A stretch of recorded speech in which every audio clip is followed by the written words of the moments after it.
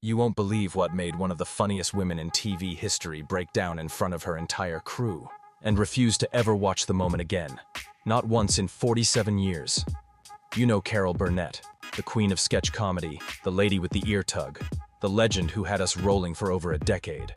But behind the laughs was a life story so raw, so real, it could have been its own heartbreaking drama. She didn't just make people laugh. She survived a world that gave her every reason not to. Carol's story starts in pain. Born in San Antonio, Texas, in 1933, she grew up with two parents lost to alcohol. Her father was in and out of jobs. Her mother was emotionally absent. By the time Carol could walk, she already knew what abandonment felt like. Eventually, her grandmother, Mabel, stepped in and took her to Hollywood. Not the glitzy kind. They lived in one room in a shabby boarding house surrounded by addicts, the mentally ill, and other lost souls. But for the first time, Carol felt something she'd never had before. Love.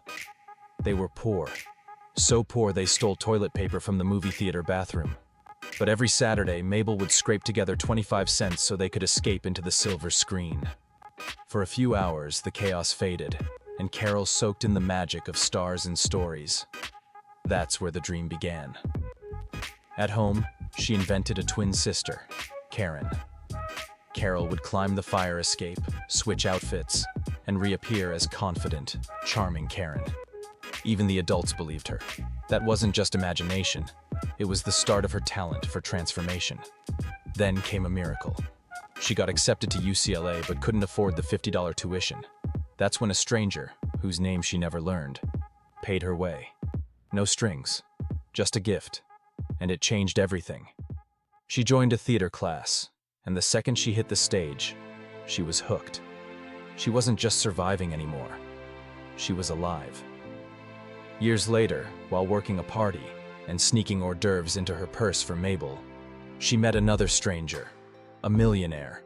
He offered her and her boyfriend Don $1,000 each to chase their dreams in New York. The only catch? Never reveal his name. Pay it forward if they made it. And just like that, Carol packed up and left everything behind. No connections, no backup plan, just hope. New York was brutal. She shared a cot in a packed boarding house with one bathroom for the floor. She worked nights, auditioned during the day. But then came her first big break, singing a ridiculous love song about John Foster Dulles. It was goofy, but her delivery? Electric. It got her on the Jack Paar Show, then Ed Sullivan, then Broadway. She starred in Once Upon a Mattress, earned a Tony nod, and paid back that mysterious loan. And she never looked back. Then came the show that changed everything. The Carol Burnett Show launched in 1967 and instantly became a TV landmark. Every week, 30 million people tuned in. That's not a typo. 30 million people. She wasn't just a woman leading her own variety show. She was rewriting what comedy looked like on television. And she wasn't doing it alone. Harvey Korman, Tim Conway, Vicki Lawrence. That team became comedy royalty. But behind the laughter, there was struggle. Korman once tried to quit mid-season. Carol fired him on a Friday and made him promise to return Monday skipping and whistling if he wanted back in. He did, literally. Skipped and whistled down the hall. They laughed and made up, but the tension was real. Then there was Tim Conway. Unpredictable, hilarious, and a master of chaos. He never gave his best stuff in rehearsals. He saved it for live shows, making the cast break on air, especially during the family sketches. You remember the elephant story? Pure improv. Vicki Lawrence's one-liner at the end? Totally unscripted, comedy magic. But not every sketch ended in laughter. In 1977, Carol did something she never repeated. She dropped the comedy mask and performed a dramatic piece as Eunice Higgins. No funny voices, no goofy costumes, just pain. In the sketch, Eunice competes on a talent show, her last hope at being seen. The judges humiliate her.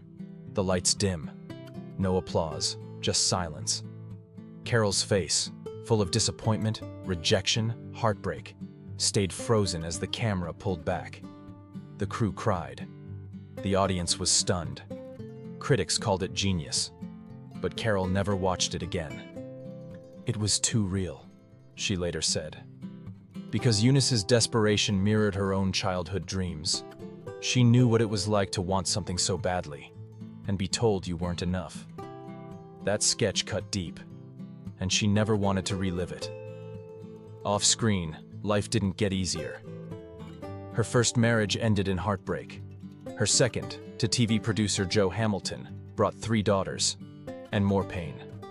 One of them, Carrie, fell into drug addiction as a teen. Carol fought like hell to save her, even when Carrie hated her for it. But love meant being the bad guy sometimes. Carrie eventually got clean, became an actress, and wrote a play with her mom. But in 2002, she died from lung cancer. She was only 38. Carol was shattered. Still, she kept going. She found love again, married Brian Miller, and raised her grandson when her youngest daughter couldn't.